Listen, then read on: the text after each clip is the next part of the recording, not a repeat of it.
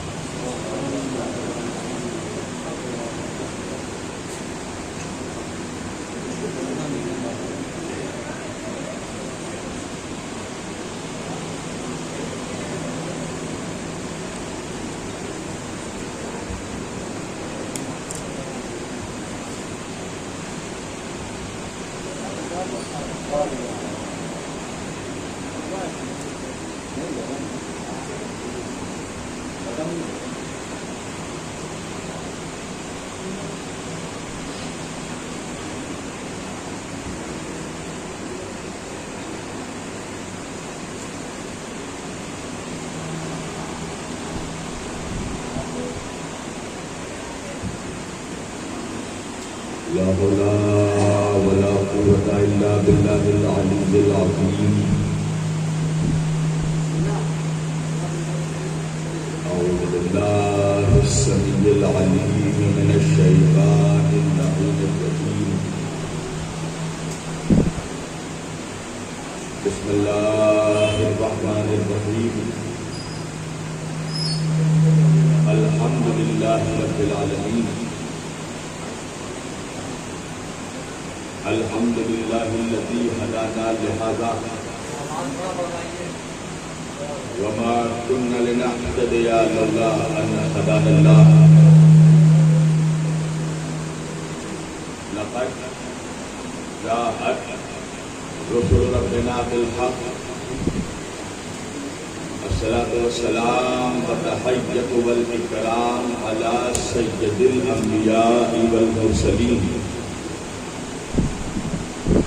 خاتم النبیین طٰہٰ و یاسین شفیع المذنبین امام الحرمین والقبلتین وسیلتنا فی الدارین صاحب قاب و قوسین جد الحسن والحسین محبوب رب المشرقین و رب المغربین مولانا و مولا الثقلین.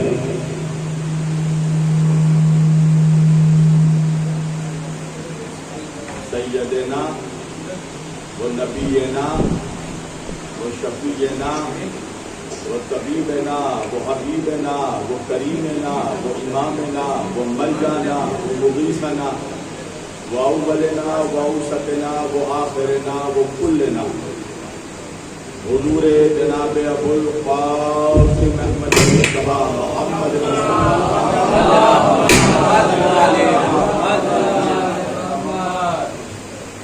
وأهل بيته الطيبين الطاهرين المعصومين المظلومين المنتخبين المنتجبين الغر الميامين وأصحابه المتقين المنتخبين المنتجبين ولعنة الله على أعدائهم أجمعين من يومنا هذا إلى قيام يوم الدين. أما بعد فقد قال الله تعالى في القرآن الحميد والمحكم كتابه المجيد وقوله الحق. بسم الله الرحمن الرحيم. يسبح لله ما في السماوات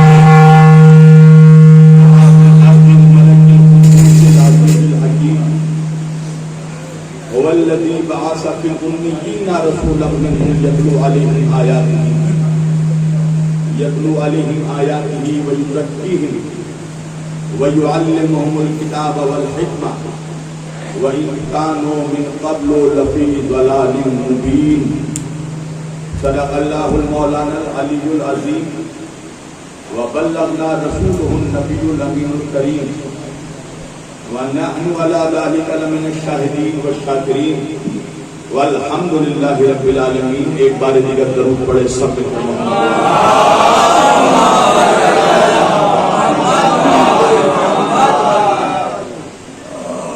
عزیزان گرامی قدر و عزیزان محترم و برادران ملت اسلامیہ،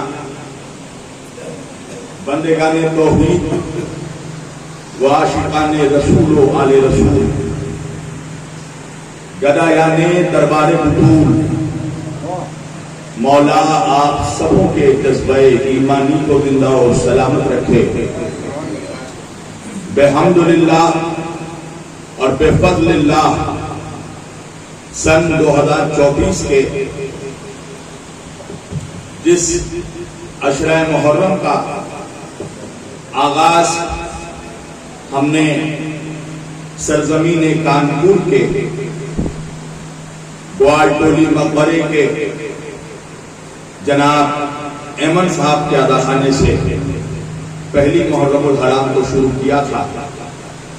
آج وہ سلسلہ گفتگو اپنے چوتھے مرحلے میں داخل ہو رہا ہے۔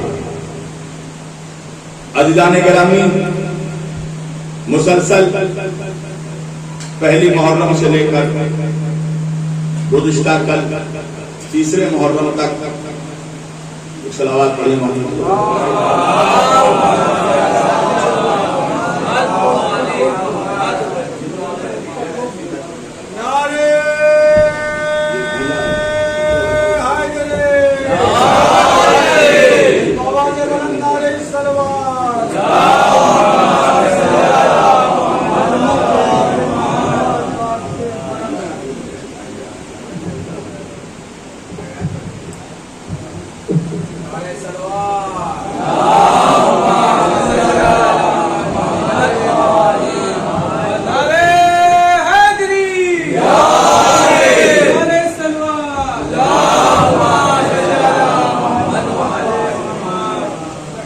عزیزان گرامی، مسلسل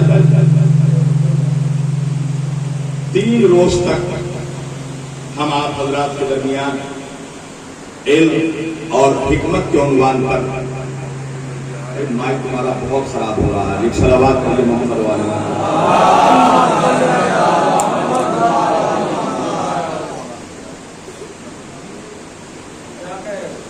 ایک بلند ترین صلوات پڑھیں محمد والا۔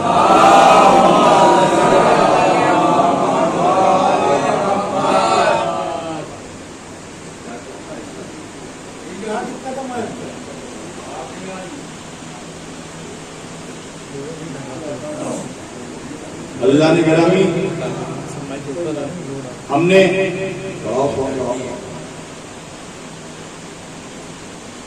ایک چیز آپ سمجھ چکے ہوں گے کہ اگر ایک مائک اور مائک کے سسٹم کا چلانے والا اگر اناڑی ہو تو صحیح سے مائک نہیں چل سکتا۔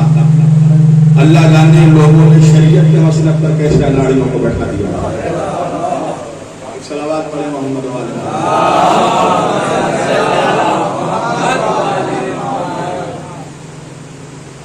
عزیزان گرامی، ہم نے مسلسل 3 روز تک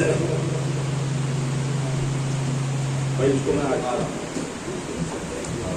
آپ لوگوں کو میری آواز پہنچ رہی ہے، آواز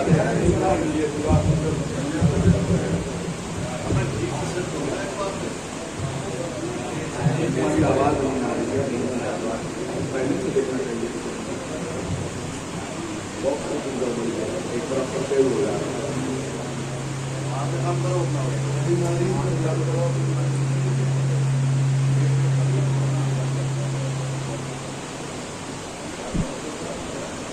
ایک بلند ترین صلوات پڑھیں۔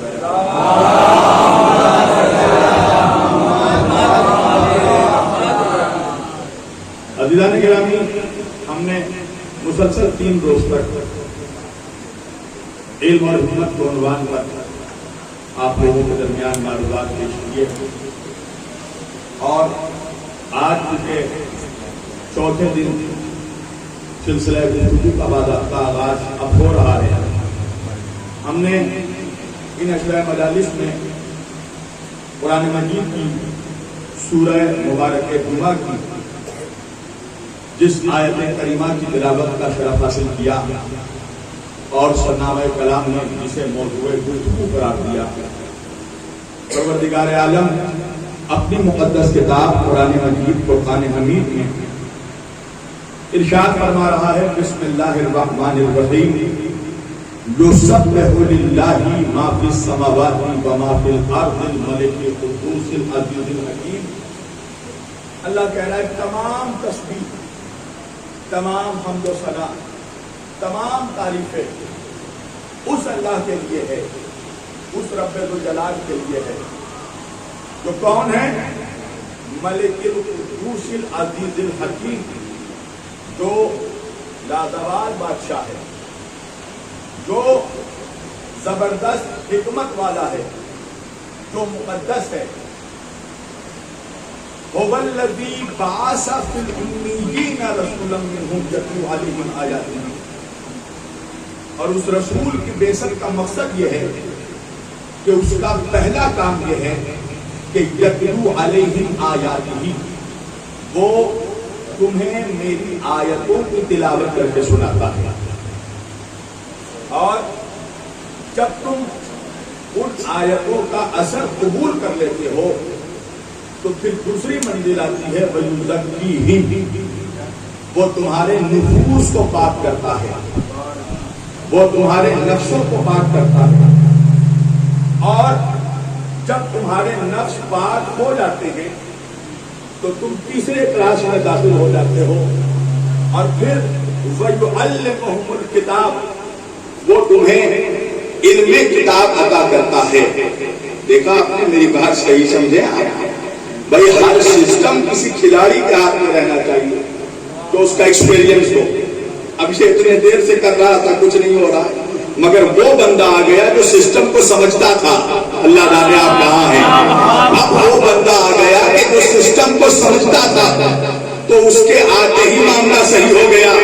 بھائی یہی وجہ ہے کہ عالم اسلام کا سسٹم بگڑ چکا تھا، مگر جیسے ہی سسٹم علی کے کنٹرول میں آیا تو سمجھ گئے. وہ تو سلامات کرنا.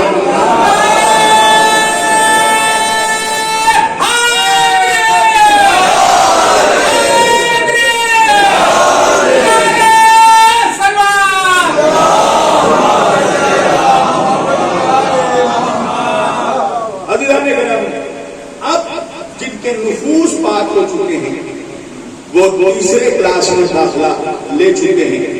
اب وہ منزل ہے وَيُعَلِّمُهُمُ الْكِتَابَ، میرا رسول انہیں علم کتاب عطا کرتا ہے. تھوڑی دیر پہلے آپ نے کیا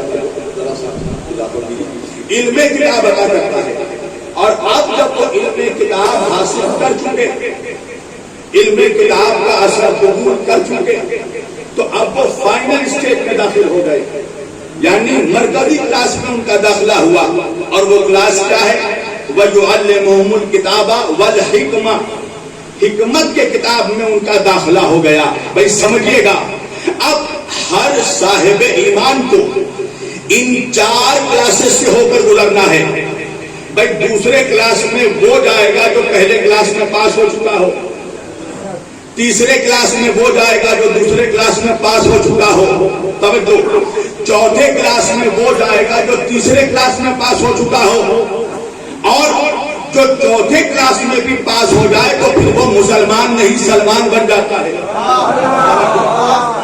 کل کی گفتگو آپ کے ذہن عالیہ میں محفوظ ہوگی. تو عزیزان گرامی، اب 4 منزلیں ہیں، اور ان 4 منزلوں میں اللہ نے انسانوں کو اور مسلمانوں کو اور ملاؤں کو ان کی حیثیت سمجھا دی کہ دیکھو، نہ تو اس وقت تک تم تلاوت سن سکتے ہو جب تک میرا محمد نہ ہو، نہ تو محمد کے بغیر تم اپنے نفسوں کو پاک کر سکتے ہو، نہ تو محمد کے بغیر تمہیں تعلیم کتاب مل سکتا ہے، نہ تو محمد کے بغیر تمہیں تعلیم حکمت مل سکتی ہے. یعنی کہ اللہ نے دنیا کو سمجھا دیا کہ دنیا قیامت تک میرے محمد کی محتاج رہے گی. کائنات انسانی محشر تک اگر درجہ کمال پر پہنچنا چاہتی ہے تو وہ محمد کی محتاج ہے. اب 4 منزلیں ہیں. توجہ، تعلیم تلاوت قرآن میرا نبی کر رہا ہے، نفسوں کو پاک میرا نبی کر رہا ہے، تعلیم کتاب میرا نبی دے رہا ہے، تعلیم حکمت میرا نبی دے رہا ہے. اب ان 4 منزلوں میں پہلی منزل تو وہ ہے کہ کوئی ملا بھی کر سکتا ہے. مثلا تلاوت قرآن کی منزل، بھائی تلاوت قرآن تو ہر کوئی کر سکتا ہے، جگہ جگہ قاری نظر آ رہے ہیں. اور تلاوت قرآن کا معجزہ یہ ہے کہ بینا تو بینا نابینا بھی قاری بن جاتے ہیں, بینا تو بینا نابینا بھی حافظ بن جاتے ہیں. تو تلاوت قرآن کی منزل تو چلو سب طے کر سکتے ہیں, مگر یہ باقی کی جو 3 منزلیں ہیں, نفسوں کو پاک کرنا, تعلیم کتاب کو دینا, تعلیم حکمت کو دینا, یہ تینوں منزلیں عبور اس وقت تک نہیں ہو سکتی جب تک مجلس محمدی میں بیٹھو گے نہیں, جب تک صحبت رسول تمہیں میسر نہیں آئے گا. اس لیے کہ نفسوں کو پاک میرا رسول کرے گا, علم کتاب میرا رسول دے گا, علم حکمت میرا رسول دے گا. اب کہاں مر گئے جو یہ کہہ رہے تھے کہ اللہ نے محمد کو فقط میسنجر بنا کر بھیجا. اللہ اکبر. بھائی میں ہر وقت نام نہیں لوں گا, صفت کی طرف اشارہ کروں گا. موصوف تک پہنچنا یہ آپ کا کام ہے. ایک نالائق ہے نا, بڑی پار ہو کر ڈوب رہا ہے. بھائی نالائق نے کیا کہا کہ محمد peace be upon him was only the messenger, وہ صرف اللہ کے میسنجر تھے. یعنی نعوذ باللہ, کہنے کا مقصد یہ ہے کہ جس طرح ایک پوسٹ مین کا کام ہوتا ہے کہ بھائی ایک جگہ سے خط لے اور جس کے نام خط ہے اس خط کو اس کے گھر تک پہنچا دے, کہیں سے چٹھی لے اور وہ چٹھی جس کے نام پر ہو وہ چٹھی اس جگہ پہ پہنچا دے. تو ان کا ماننا یہ ہے کہ بھائی رسول اللہ بھی نعوذ باللہ ایک میسنجر تھے, اللہ کے بھیجے ہوئے نعوذ باللہ ایک پوسٹ مین تھے کہ اللہ سے میسج لیا بندوں تک میسج پہنچا دیا. سننا, اللہ سے میسج لیا بندوں تک پہنچا دیا. اب آج اس کانپور کے ادا خانہ عالیہ سے پورے دنیا کے نمک حراموں کو شبیر وارسی جواب دے رہا ہے. گستاخ رسول جس گلی میں بھی ہے وہ میرا جواب سنتا ہوا جائے, اور اگر تمہارے ظرفوں میں اتنی صلاحیت ہو تو آ کر بارگاہ رسول میں اپنی گستاخی کی توبہ کر لینا. توجہ کیجیے گا. بھائی کہنے لگے محمد فقط ایک میسنجر تھے, اللہ سے میسج لیا اور بندوں تک میسج پہنچا دیا. جس طرح پوسٹ مین چٹھی لیتا ہے اور جس کے نام چٹھی ہو اس کے گھر میں چٹھی پہنچا دیتا ہے. مگر مجھے انصاف سے بتاؤ مولویوں کہ کیا کبھی تم نے کوئی ایسا پوسٹ مین بھی دیکھا ہو کہ جس نے چٹھی پہنچانے کے بعد چٹھی کھول کر پڑھی بھی ہو؟ ہائے ہائے ہائے ہائے ہائے. کبھی آپ نے کوئی ایسا پوسٹ مین دیکھا, کوئی ایسا میسنجر دیکھا جس نے خط کھول کر پڑھا بھی ہو اور خط میں اگر کوئی سیکریٹ کوڈ ورڈ ہو تو اس کی تفسیر بھی بیان کی ہو, اس کی تعبیر بھی بیان کی ہو, اس کی تشریح بھی بیان کی ہو؟ بھائی کبھی ایسا ہوا کہ کوئی پوسٹ مین آپ کے گھر پر آیا ہو تو آپ نے پوسٹ مین سے ہی کہا ہو کہ بھیا مجھے ذرا خط کھول کر پڑھ کر سنا دو, خط میں کیا لکھا ہے, چٹھی میں کیا لکھا ہے؟ اچھا اگر آپ کہیں گے بھی مان لیں کہ جس کے گھر میں خط آیا ہے وہ بالکل جاہل ہے, وہ بالکل ان پڑھ ہے, وہ پڑھ نہیں سکتا. اگر وہ پوسٹ مین کو کہتا ہے کہ بھیا خط کھول کر ذرا پڑھ کر سناؤ, تو شرط یہ ہے کہ پوسٹ مین خط اس وقت ہی پڑھ سکتا ہے جب وہ اس زبان سے آگاہ ہو کہ جس زبان میں خط لکھا گیا ہو. اللہ جانے آپ کہاں ہیں, وہ اس چٹھی کی لینگویج سے آگاہی رکھتا ہو, اس میں عبور رکھتا ہو کہ جس زبان میں خط لکھا گیا ہے, تب تو وہ خط کھول کر پڑھ سکتا ہے. توجہ کیجیے گا. اور اگر وہ اس زبان کو نہیں بھی جانتا ہو تب بھی میسنجر کا تعلیم یافتہ ہونا ضروری ہے. میسنجر پوسٹ مین کبھی ان پڑھ نہیں ہو سکتا. وجہ یہ ہے کہ خط پڑھے نہ پڑھے مگر خط پہنچانے کے لیے ایڈریس کا پڑھنا تو ضروری ہے. آپ کہاں ہے تو ایڈریس کا پڑھنا بتا رہا ہے کہ کسی زمانے کا پوسٹ مین میسنجر ان پڑھ نہیں ہو سکتا. میں نے کہا اللہ جانے ملا تیری غیرت کو کیا ہو گیا. بھائی دنیا میں بندوں کا میسج بندوں تک پہنچانے والا تو ان پڑھ نہیں ہوگا, اور اللہ کا میسج بندوں تک پہنچانے والا ان پڑھ ہو جائے.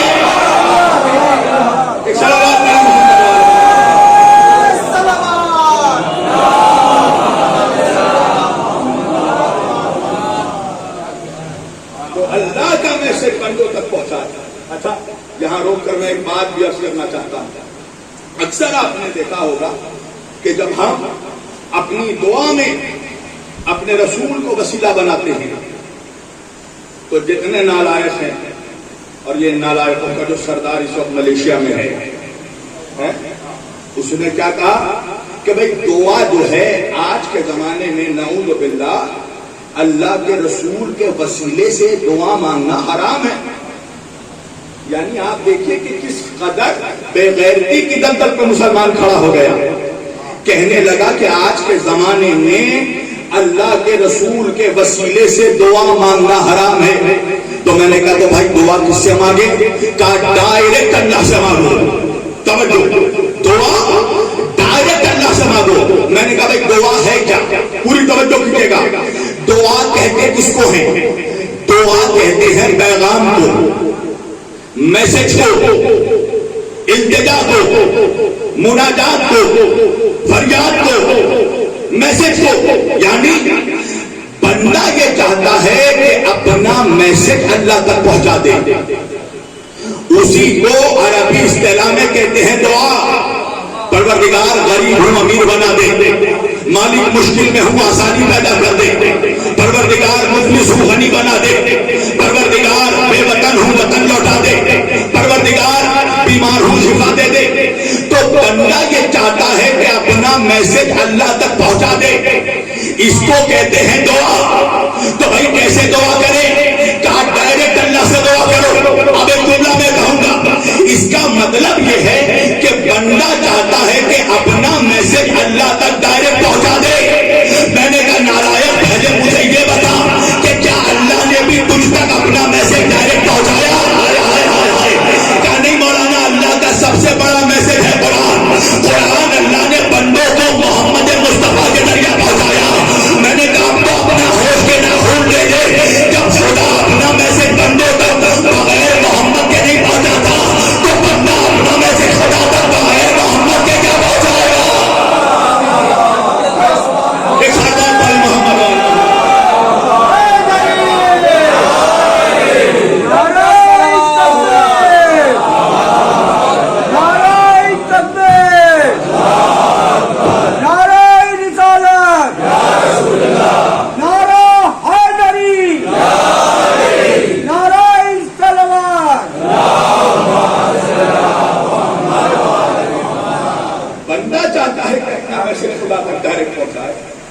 پہلے تو یہ دیکھنا ہوگا کہ کیا خدا نے بھی اپنا میسج ڈائریکٹ پہنچایا.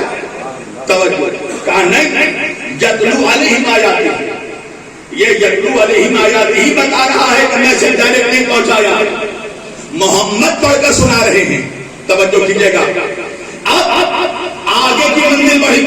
توجہ, تلاوت بھی نبی نے کی, نفس و پاک بھی نبی نے کیا, علم قرآن بھی نبی نے دیا, علم حکمت بھی نبی نے دیا.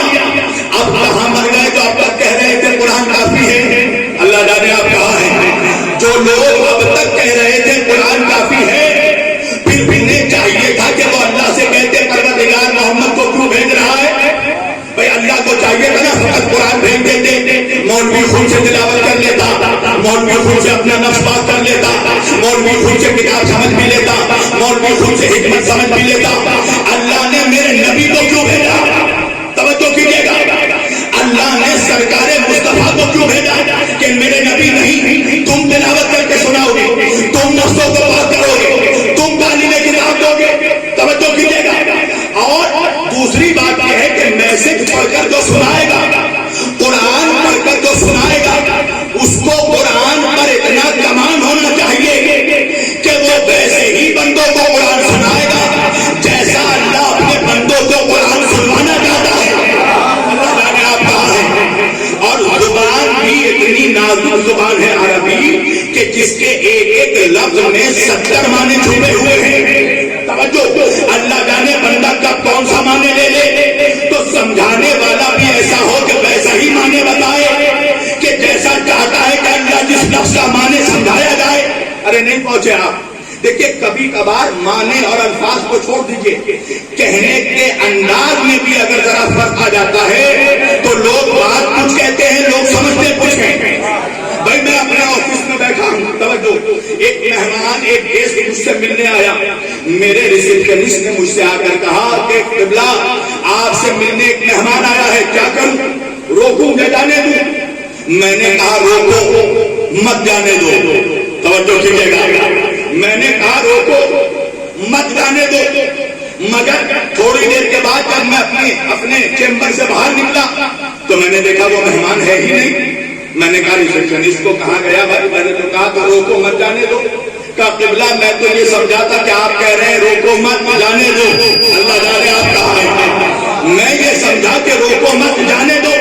اس کا مطلب یہ ہے کہ جو قرآن کی تلاوت کرے گا اس کا صرف لہجہ قرآنی نہ ہو، اس کا انداز بھی قرآنی ہونا چاہیے. یعنی وہ اس انداز میں قرآن سمجھائے گا کہ جس میں انداز میں بھی کوئی سمجھنے میں غلطی نہیں ہو سکتی.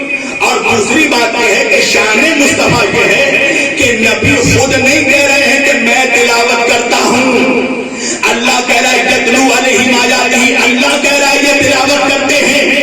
یعنی کہ اللہ کو میرے نبی کے تلاوت قرآن پر اتنا یقین ہے، اللہ کو اپنے محمد کے قرآن پہنچانے پر اتنا اعتبار ہے کہ اللہ جانتا ہے کہ جیسے میں کہتا ہوں میرا نبی قرآن ویسے ہی سناتا ہے، میرا نبی قرآن ویسے ہی پہنچاتا ہے. اور دیکھیے آیت میں یہ ماضی کا صیغہ نہیں ہے یا حال کا صیغہ نہیں ہے کہ آج ہی میرا نبی قرآن پڑھ رہا ہے. توجہ، آیت میں ہے صیغہ مضارع. میرے بزرگ جانتے ہوں گے کہ جہاں پر مضارع کا صیغہ آ جائے وہاں پر سارے زمانے مراد ہوتے ہیں. یعنی اللہ یہ نہیں کہہ رہا کہ محمد قرآن پڑھتے ہیں، اللہ کہہ رہا پڑھتے ہیں اور پڑھتے تھے. اللہ جانے آپ کہاں ہیں. یعنی آج بھی میرا نبی قرآن پڑھ رہا ہے اور کل بھی میرا نبی قرآن پڑھتا تھا. قسم خدا کی یہ بات ہم لوگوں کو سمجھ میں اس وقت تک نہیں آتی جب تک ہم درے علی پر نہیں آ جاتے. اللہ جانے آپ کہاں ہیں. بھائی کوئی دلیل تو ہونا چاہیے کہ نبی پہلے بھی قرآن پڑھتے ہیں، اس کی دلیل تو موجود ہے. مگر قرآن پڑھتے تھے اس کی کیا دلیل ہے؟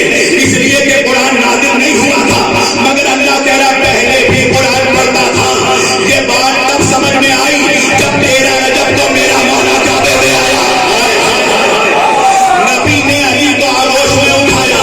علی نے کہا یا رسول اللہ توریت سناؤ. میرے نبی نے کہا سناؤ. علی سنیے گا، جو نتیجہ سامنے آئے گا تو بولیے گا.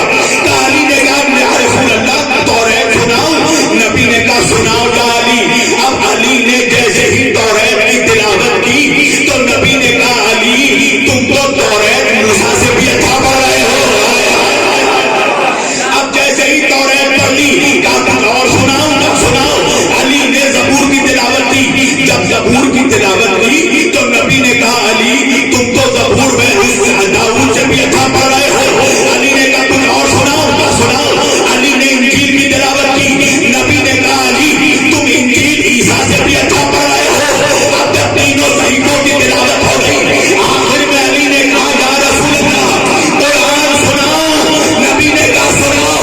اب جب علی نے قرآن کی تلاوت کی، اب تک جن کتابوں کی تلاوت کی، نبی نے کہا توریت موسیٰ سے اچھا پڑھا، زبور داؤد سے اچھا پڑھا، انجیل عیسیٰ سے اچھا پڑھا. مگر جب علی نے قرآن کی تلاوت کی تو نبی نے کہا یا علی تم تو قرآن ویسے ہی پڑھ رہے ہو جیسے میں پڑھا کرتا.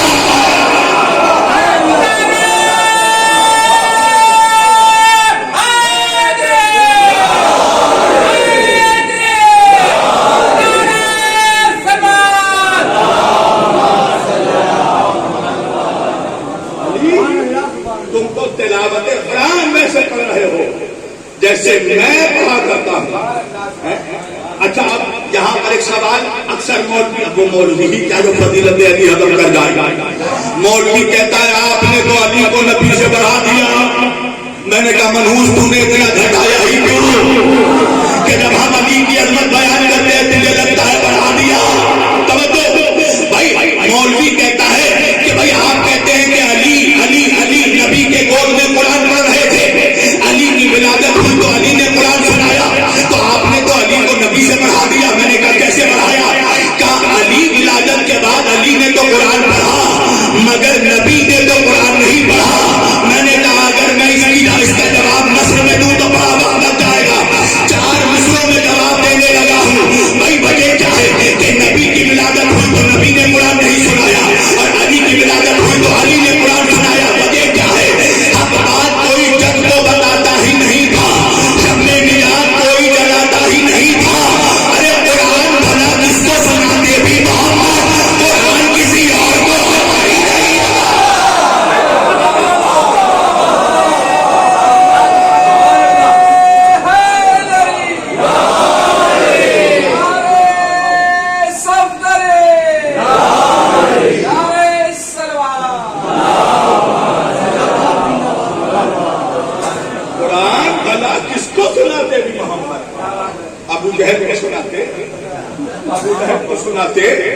کس کو سناتے؟ قرآن کسی اور کو آتا ہی نہیں تھا. علی تو اس لیے قرآن پڑھ رہا ہے کہ علی کو پتا ہے جس کے گود میں پڑھ رہا ہوں اسی کے سینے پر قرآن اترا ہے. جس کے گود میں پڑھ رہا ہوں وہ خود قرآن نازل ہے. تو آپ جب والے ہی نہ جاتے میرا نبی تلاوت قرآن کر کے سنائے گا. اب منزل آگے بڑھی.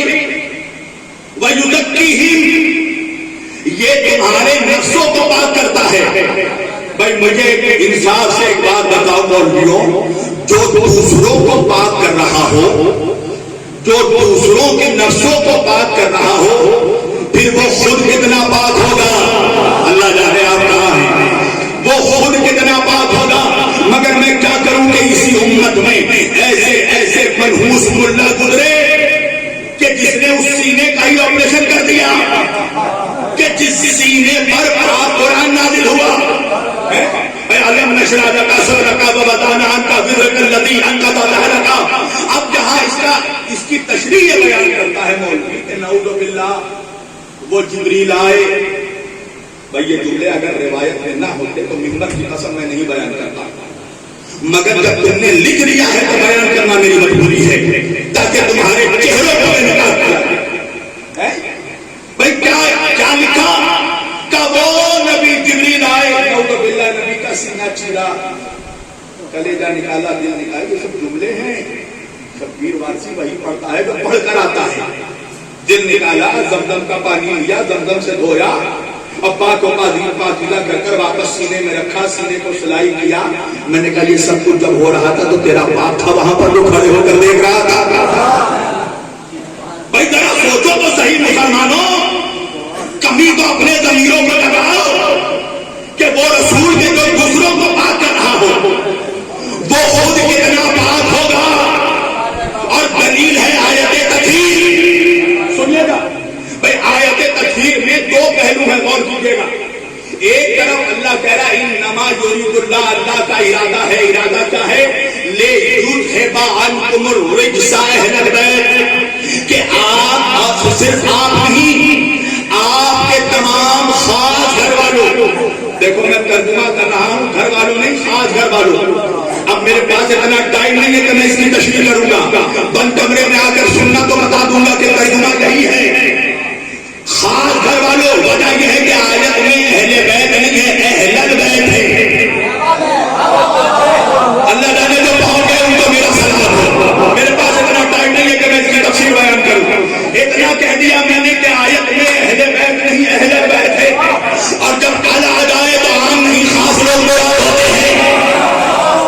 تو اللہ کہہ رہا ہے میرے نبی اور ان کے خاص گھر والوں, لیذھب عنکم الرجس اہل البیت, ہم آپ کے قریب کسی طرح کی گندگی کو پہنچنے نہیں دیں گے, کسی طرح کی نجاست کو پہنچنے نہیں دیں گے, کسی طرح کے رجس کو پہنچنے نہیں دیں گے.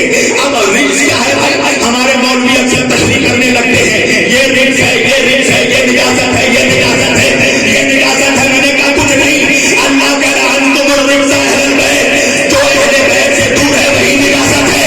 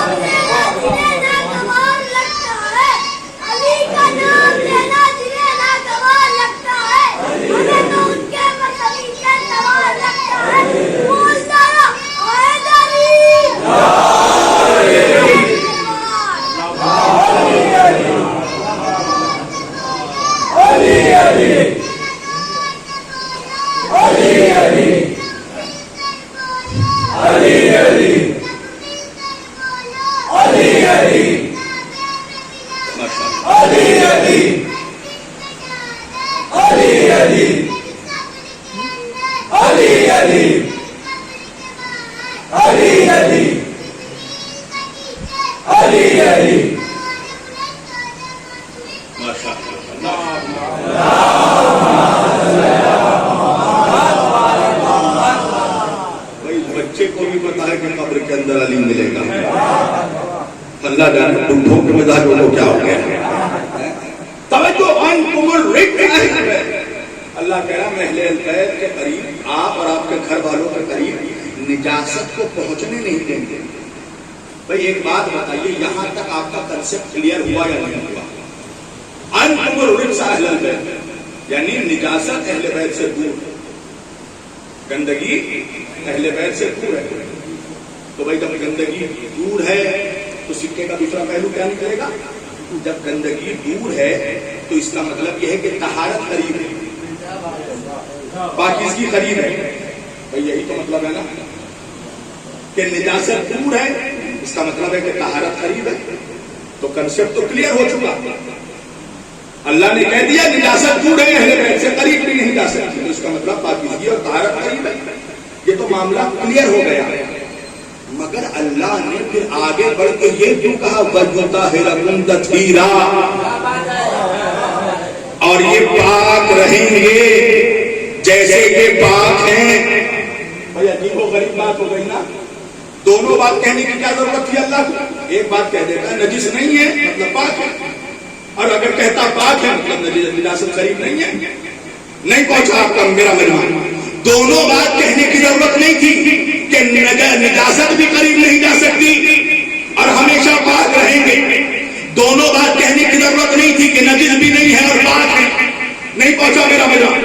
بھائی اگر میں یہاں پہ بیٹھ کر یہ کہوں کہ میرا یہ مفلر پاک ہے تو مجھے یہ کہنے کی ضرورت نہیں ہے کہ نجس نہیں ہے.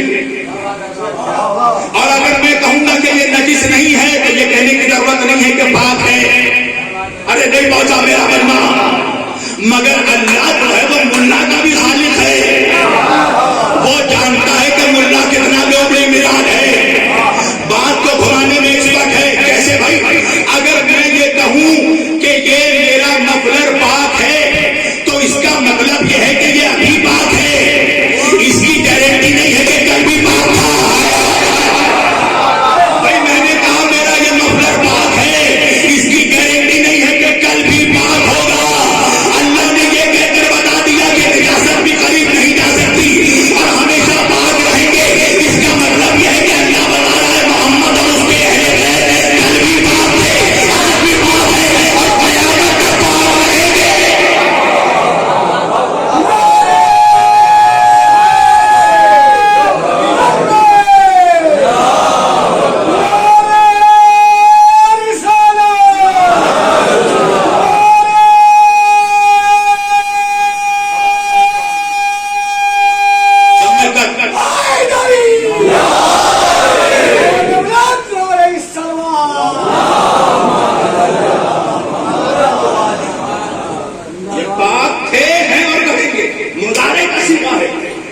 ہمیشہ پاک رہیں گے. توجہ، اب نفسوں کو پاک کیا، اب منزل آگے بڑھی. وَيُعَلِّمُهُمُ الْكِتَابَ، اب میرا رسول تمہیں علم کتاب دے گا. اب سوال یہ ہے کہ علم کتاب کا نبی نے سسٹم کیا رکھا؟ بھائی واجب ہے کہ ہر انسان کو علم کتاب دے، تو یہ تعلیم کتاب کا نظام کیسے قائم کیا میرے نبی نے؟ کیا جب نبی تعلیم کتاب دیتے تھے تو ساری دنیا کا انسان آ کر مدینے میں جمع ہو جاتا تھا؟ بھائی تعلیم کتاب اگر میں یہاں پر کوئی بات کہوں تو تبھی کہوں گا نا جب سباب موجود ہے، اور جو موجود ہے وہی میری گفتگو سمجھے گا. جو یہاں موجود نہیں اسے کیا معلوم شبیر واسی نے کیا پڑھا؟ بھائی جو موجود ہوگا وہی وہ سمجھے گا کیا پڑھا. تو اب جب نبی تعلیم کتاب دے رہے ہیں تو تعلیم کتاب وہی لوگ لیں گے نا جو نبی کے سامنے موجود ہوں. تو بھائی ساری دنیا کا انسان تو بزم رسول میں بیٹھا نہیں تھا، تو پوری دنیا کو اللہ نے تعلیم کتاب کیسے دی؟ تو نظام یہ تھا کہ جب نبی تعلیم کتاب دیتے تھے تو نبی کے بزم میں کچھ خاص لوگ موجود ہوتے تھے. اور وہ خاص لوگ جب تعلیم کتاب لے لیتے تھے تو نبی ان کو الگ الگ شہروں میں بھیجتے تھے، الگ الگ ملکوں میں بھیجتے تھے کہ وہاں پر جا کر تم تعلیم کتاب پہنچاؤ. تو اس کا مطلب یہ ہے کہ یہ ہے نظام تعلیم کتاب، یہ ہے نظام تعلیم مصطفیٰ کہ اپنے چند خاص چنندہ لوگوں کو تعلیم کتاب دی اور پھر انہوں نے پوری دنیا میں جا کر تعلیم کتاب پہنچائی. تو اس کا مطلب یہ ہے کہ ہر زمانے کے محمد کا یہ قانون ہے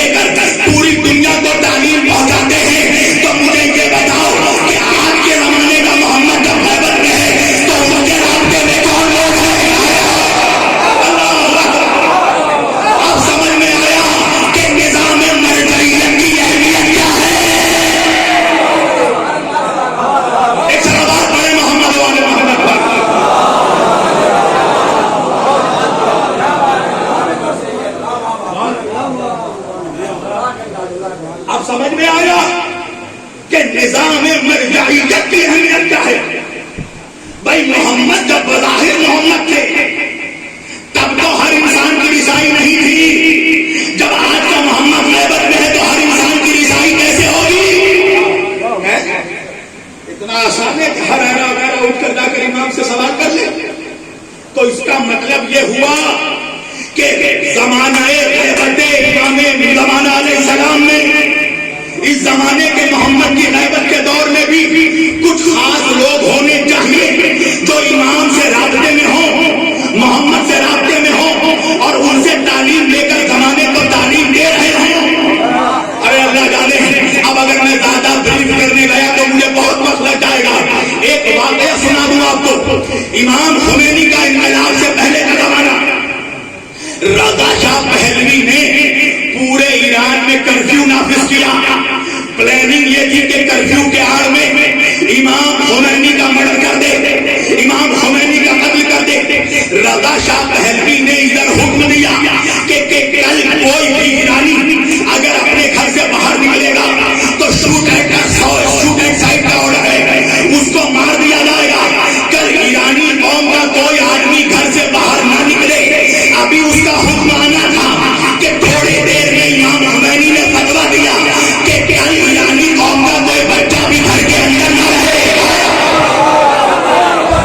کل ایرانی قوم کا کوئی بچہ بھی گھر کے اندر نہ رہے، سب کو گھر سے باہر نکلنا ہے. اور تاریخ میں لکھا کہ کرفیو کے باوجود ساری ایرانی قوم اپنے گھروں سے باہر نکل گئی. بڑے بڑے علماء پہنچے امام خمینی کے پاس کہ آپ نے یہ کیسا فتویٰ دے دیا، ساری ایرانی قوم کا قتل ہو جائے گا، اپنا فتویٰ واپس لے لیجیے. امام خمینی نے علماء کو دیکھا اور دیکھ کر کہا یہ میرا فتویٰ نہیں ہے، امام زمانہ کا حکم ہے.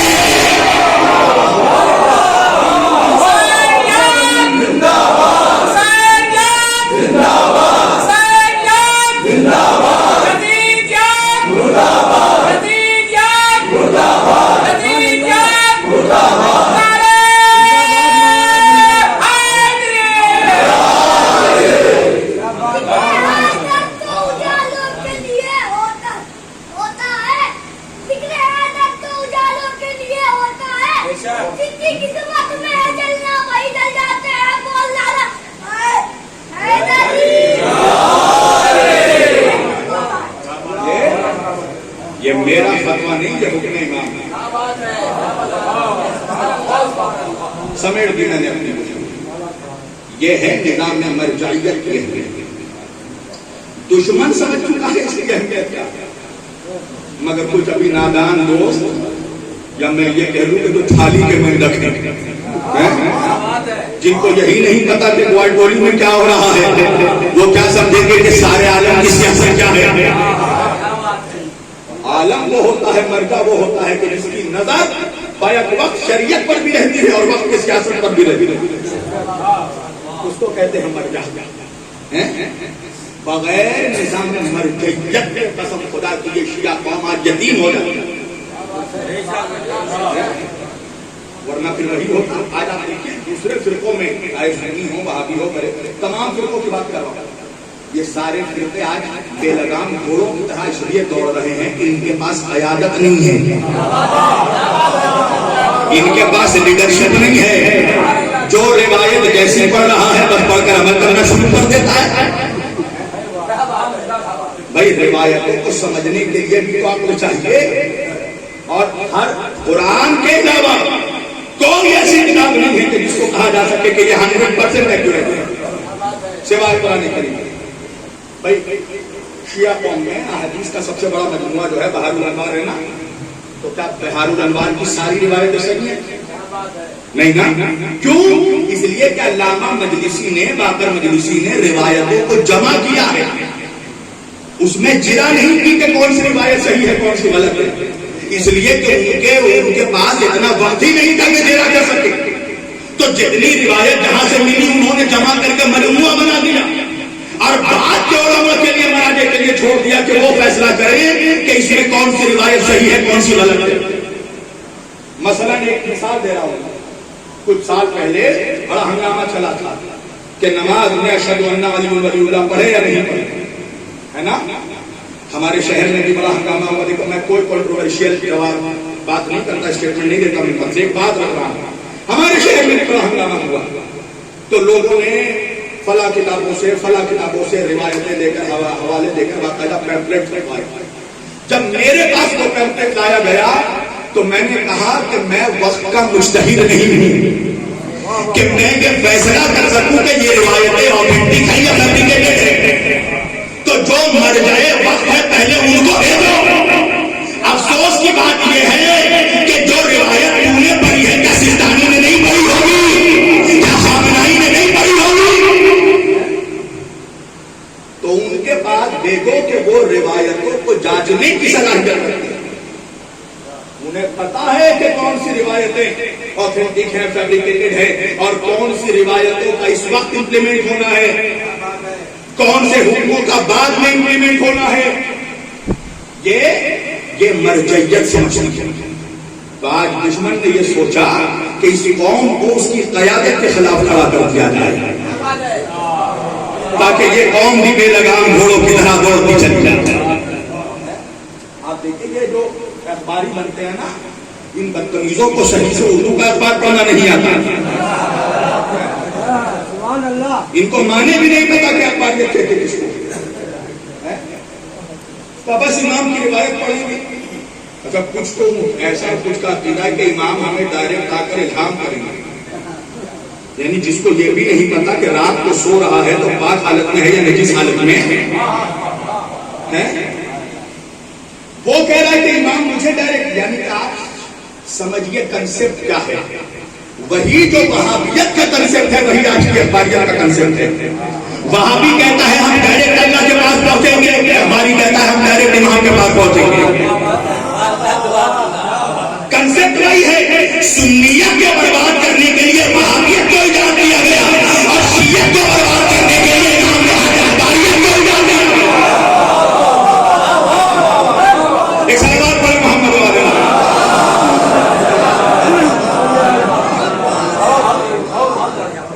ایک اور سلوات پڑھیں محمد.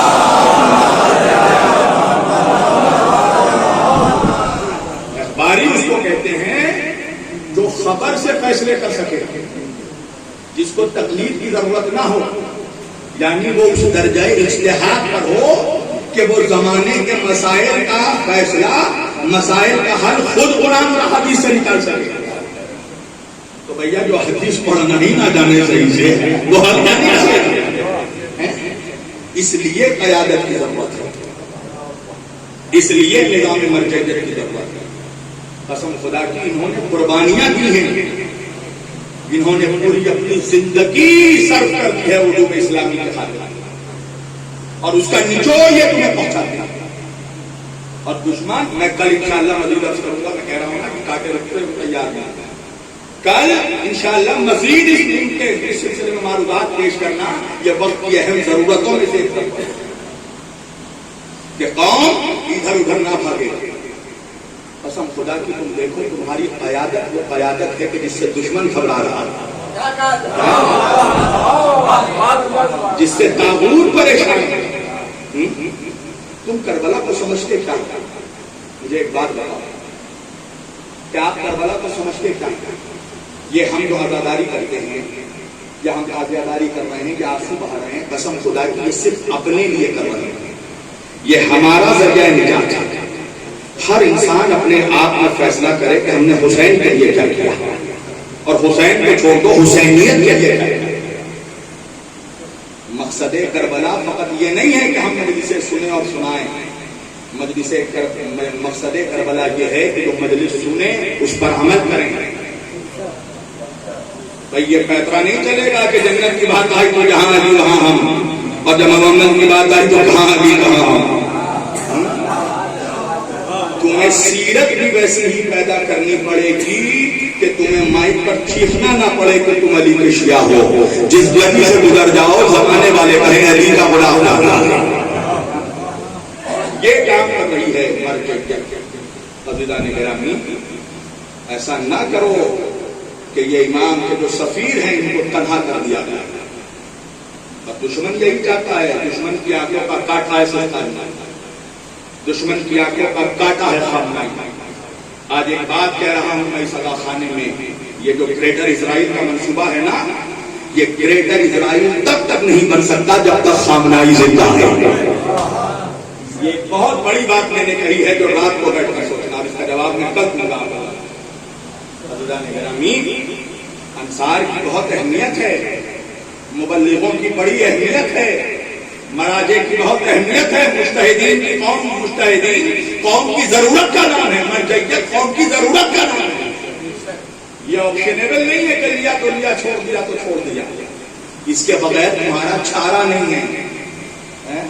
تم صحیح سے وضو نہیں کر سکتے اگر مرجعیت نہ ہو، تمہیں غسل کے احکام بتانا ہو اگر مرجعیت نہ ہو، ارے تمہارے نماز میت پڑھنے کا طریقہ نہ سمجھ میں آیا اگر مرجعیت نہ ہو۔ یہ نکاح کا جو سیما ہے کس نے جاری کیا؟ تمہارے باپ نے۔ سمجھو کہ نظام مرجعیت کی اہمیت کیا ہے۔ عزاداروں، آپ کو معلوم ہے، بس آخری بات کہ امام حسین کے مشن کو جتنا نقصان چالاک دشمن نے نہیں پہنچایا ہے، اتنا نقصان بے وقوف دوستوں نے پہنچایا ہے۔ دوست بنو مگر بے وقوف دوست نہ بنو۔ ایسا نہ ہو کہ جذبات میں آ کر بھولے بھٹکے تم دشمن کے اعلی کار بن جاؤ اور تمہیں سمجھ میں بھی نہ آئے۔ بہت مشکلوں سے کربلا پہنچی ہے۔ آج آپ کربلا جا رہے ہیں نا، بڑی آسانیاں ہیں، بڑا لگژری معاملات، فلائٹ میں بیٹھے، فلائٹ سے اترے، ہوٹل میں بیٹھے، کھانا پینا کھایا، نہائے دھوئے، کپڑا پہنا اور اس کے بعد امام کی زیارت کو چلے گئے۔ لگژری میں کربلا کی زیارت بہت آسان ہے۔ کبھی ان ماؤں سے پوچھو کہ جو اپنے بچوں کے لاشوں سے گزر کر کربلا پہنچے، کبھی ان سے پوچھو کہ زیارت کربلا کی اہمیت کیا ہے۔ ایسے ایسے زمانے آئے کہ جہاں یہ حکم نافذ کر دیا کہ اگر کوئی عورت یا کوئی باپ اگر اپنے مولا حسین کی طرف زیارت کو جائے تو اس کو اپنے لال کے لاش سے گزرنا پڑے، ہاتھ کٹوانے پڑے۔ ایک ضعیفہ کربلا جانے لگی، سپاہی نے اس کا راستہ بتایا، کہاں جا رہے ہیں؟ تجھے نہیں پتا یہ راستہ روضہ حسین ہے؟ سپاہیوں نے کہا تمہیں نہیں پتا کہ کربلا جانے کے لیے ہاتھ کٹوانے پڑے؟ اس نے کہا میں تیار ہوں۔ کہا ہاتھ بڑھاؤ۔ ضعیفہ نے اپنا بایاں ہاتھ بڑھایا۔ سپاہیوں نے کہا کہ ارے پہلے دایاں ہاتھ بڑھاؤ۔ اس نے کہا کہ دایاں ہاتھ دوسرے ساتھ پر پہنچو گی۔ اہمیت سب کو فرق اداکار یہ امام حسین،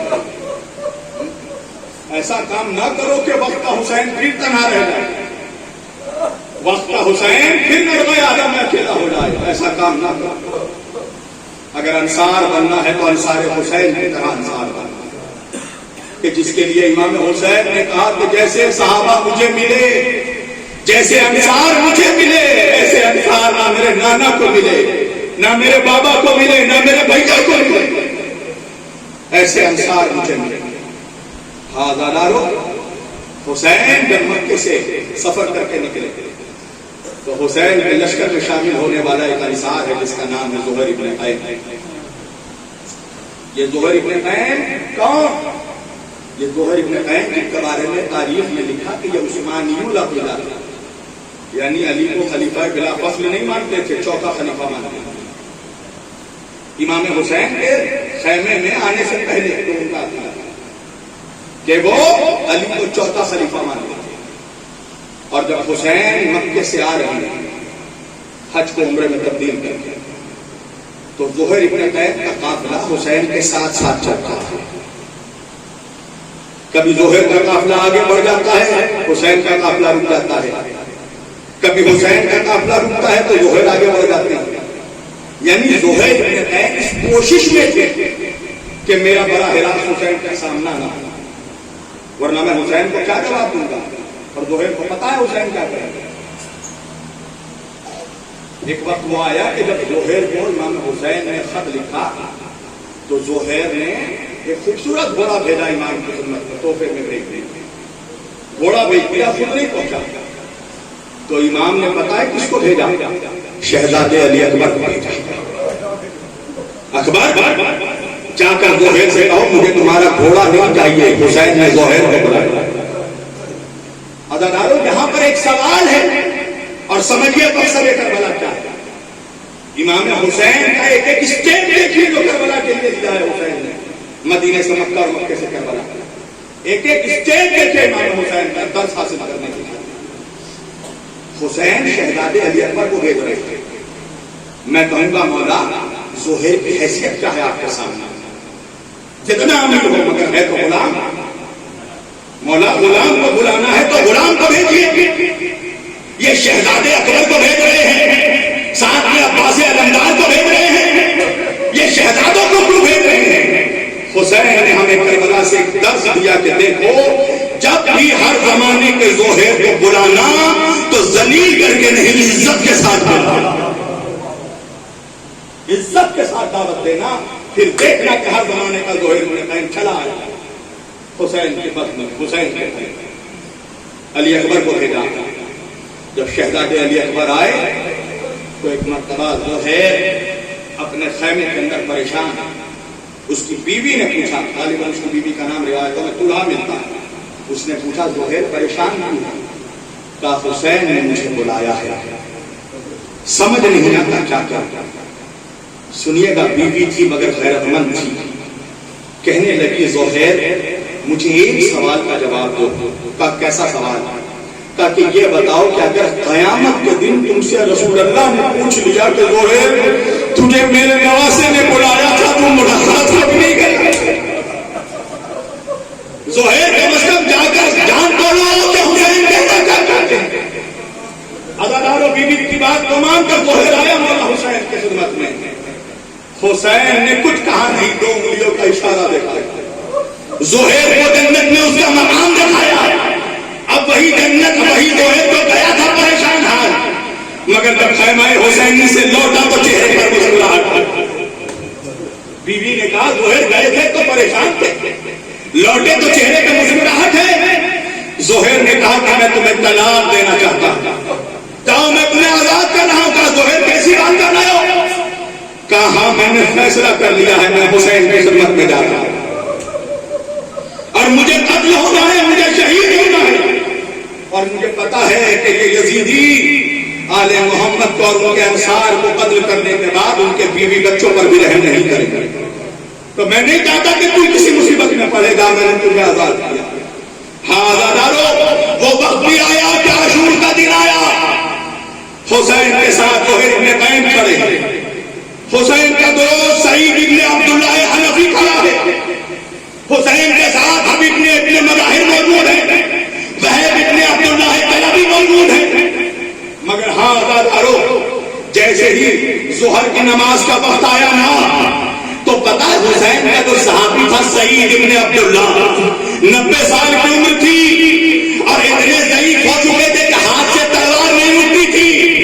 تو جب حسین نماز ظہر کے لیے کھڑے ہوئے تو سعید نے کہا مولا میں تلوار کو نہیں اٹھا سکتا, مولا میں تیر کو نہیں چلا سکتا, مولا مگر جب تک آپ نماز پڑھیں گے تو میں اپنی پوری ہڈیوں میں تیر برداشت کروں گا. سعید کھڑے ہو گئے, زہیر ابن قیم کھڑے ہو گئے. وہ وقت بھی آیا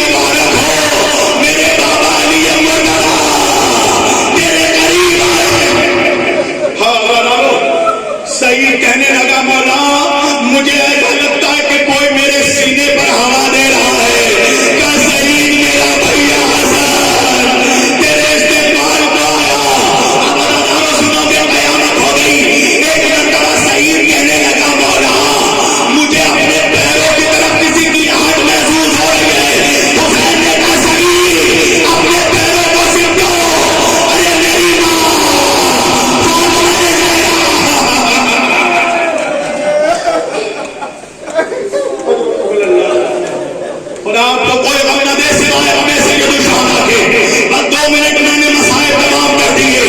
عزادارے کو وقت بھی آیا کہ ہر ایک شہید مارا گیا, ہر ایک انسان مارا گیا.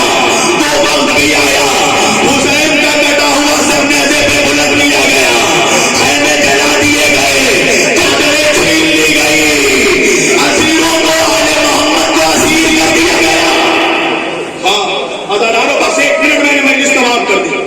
عزاداروں پتہ ہے جب زہیر نے اپنی بیوی کو آزاد کر دیا تو زہیر کی بیوی ایک بیابان میں خیمہ لگا کر رک گئی. جب عاشور کا دن گزر آیا عزاداروں زہیر ابن قین کے غلام نے آ کر زہیر کی بیوی کو خبر دی کہ کربلا میں آل محمد قتل کر دیے گئے, تمام انصار مار دیے گئے, زہیر ابن قین بھی شہید ہو گئے. عزاداروں سنو گے, بیوی نے ایک صندوق نکالا, صندوق کے اندر سے سفید کفن نکالا اور نکال کر کہا ہے میرے غلام جا, اور جانے کے بعد کربلا میں یہ کفن میرے زہیر کو اڑا دینا. غلام کہنے لگا بیوی وہاں تو بنی ہاشم کے بھی لاشیں ہوں گے. طلحہ کہنے لگی مجھے یقین ہے حسین نبی کی نوازے ہیں, ارے کسی نے تو کفن دیا ہوگا, عباس علی کا بیٹا ہے, کسی نے تو کفن دیا ہوگا, علی اکبر شبیہ رسول ہے, کسی نے تو کفن دیا ہوگا, مگر میرے زہیر کے جنازے پہ کفن دینے والا کوئی نہیں. عزاداروں سنو گے قیامت ہو گئی. غلام کربلا گیا, واپس کفن لے کر آ گیا. زہیر کی زوجہ نے کہا کفن واپس لے کر کیوں آیا؟ کہا بیوی کسے کسے کفن پہناؤ, کہیں اکبر کا جنازہ, کہیں آل محمد, کہیں حسین کا